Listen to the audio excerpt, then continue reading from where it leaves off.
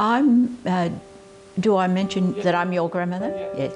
I'm James' grandmother, and he asked me to give a few thoughts on how I'd appreciated travel and how I'd pictured it to other people. In an age where young people travel overseas quite often when they're very early 20s, it wasn't until my husband and I were into our 40s and our 5 children had grown up enough to be left that we made our first trip overseas. But I probably, in all those places, I was looking really at cultures that were similar to the one that I lived in.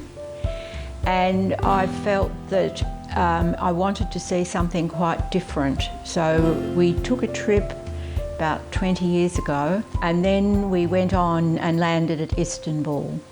And I'd have to say I would consider Istanbul to be the most exciting city I've ever seen. Well, our first experience in the countryside was going to Gallipoli.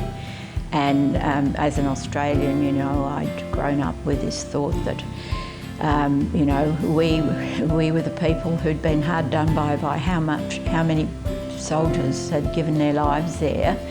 But when you go there, and particularly when you go to the Turkish memorial there, their museum, you realise we were the invaders, and so many more of those Turkish people died protecting their own country. But I see travel as the most enlightening of experiences. And I can understand, I mean, we grew up in a time where your ambition was to own a house as soon as you can. People married earlier, had their children earlier. Now people are delaying those things and doing their travelling first. Well, that's fine with me, as long as they are using their travelling for learning experiences, that it's going to broaden their outlook on life in general.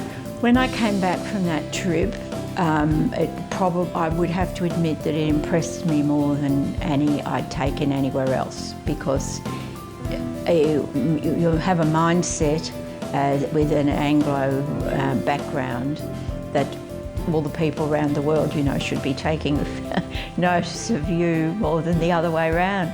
And it was very enlightening, and I think that was the reason that I have recently been able to persuade my daughter and son-in-law and their 2 children to go there.